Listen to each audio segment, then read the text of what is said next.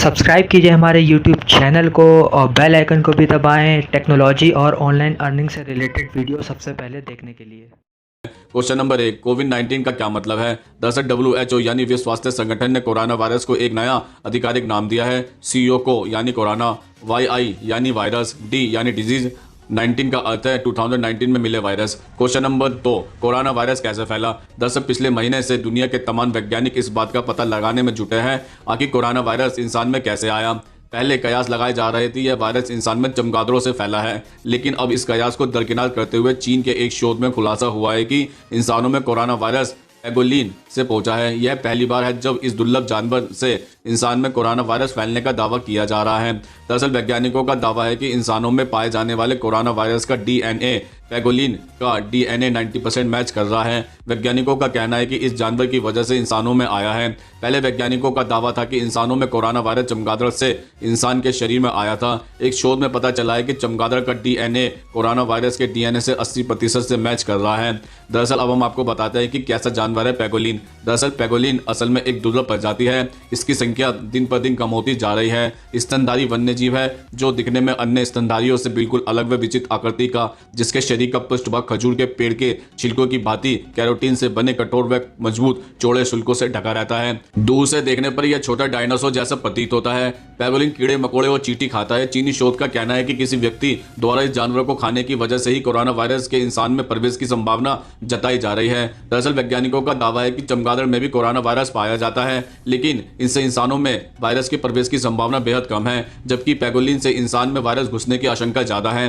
हालांकि अभी तक इस चीनी शोध को विश्व स्वास्थ्य संगठन की मान्यता नहीं मिली है, लेकिन उम्मीद जताई जा रही है कि अगर यह चीनी वैज्ञानिकों का दावा सही साबित हुआ तो इस वायरस के टीके बनाने में जल्द सफलता मिल सकती है। क्वेश्चन नंबर 3, कोरोना वायरस एक दूसरे इंसान में कैसे फैलता है? दरअसल कुछ वायरस शरीर में सालों तक सुरक्षित पड़े रह सकते हैं। जब तक शरीर के अंग उनसे लड़ते रहते हैं इसका असर नहीं दिखता, लेकिन जैसे ही इस वायरस से लड़ने वाले अंग कमजोर पड़ने लगता है तो कोरोना वायरस के लक्षण दिखने लगते हैं और यह गंभीर स्टेट पर पहुंच जाता है। कोरोना वायरस के हवा में फैलने का सबसे सरल तरीका है संक्रमित मरीज का खांसना और छींकना। जब कोई संक्रमित व्यक्ति छींकता या खांसता है तो उस दौरान वायरस पानी की बूंदों के साथ बाहर निकलता है। हालांकि यह बूंदें इतनी भारी होती है कि ज्यादा दूर तक हवा में तैर नहीं सकती। ऐसे में वह जल्दी नाक, मुंह और आंख में बैठ जाती है। यह ज्यादा से ज्यादा 3 फुट की दूरी तक जा सकता है। ऐसे में यह आसपास के वस्तुओं पर जा बैठती या गिरती है। ऐसे में संक्रमित व्यक्ति जब दूसरे से हाथ मिलाता है या फिर गले लगता है या फिर पास आकर बात करता है तो यह वायरस की बूंदें दूसरे शख्स तक पहुंच जाती है।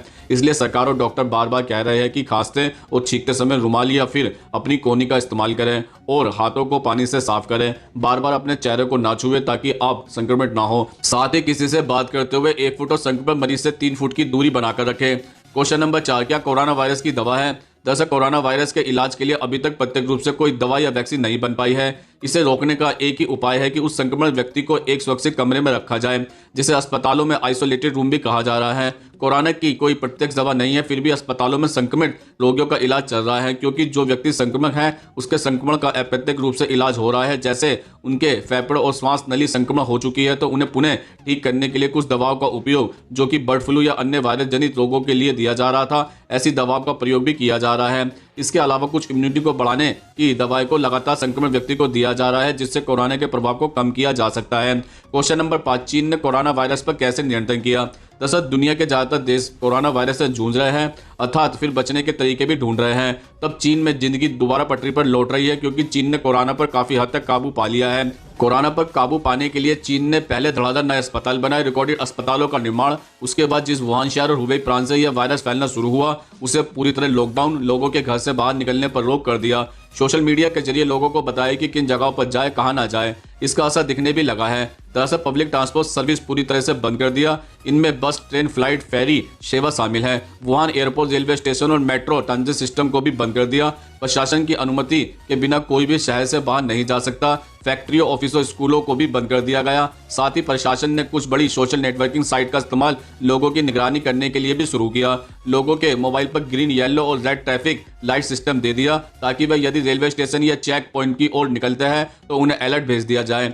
दरअसल चीन द्वारा वायरस के फैलने से रोकने के लिए उठाए गए कुछ कदम काफी कारगर रहे हैं। इनमें वर्क फ्रॉम होम, स्कूलों को बंद करना, किसी जगह पर भीड़ को जमा होने से रोकना शामिल है। इसके अलावा आम नागरिकों द्वारा उठाए गए कदम भी काफी अहम है। लोगों ने नियमित हाथ धोना शुरू किया है, खुद ही यात्रा भी बंद कर दिया और स्वास्थ्य विभाग पर जबरदस्ती का दबाव बनाना भी छोड़ दिया है। आम लोगों के इस सहयोग से प्रशासन को वायरस फैलने से रोकने में काफी मदद मिली है।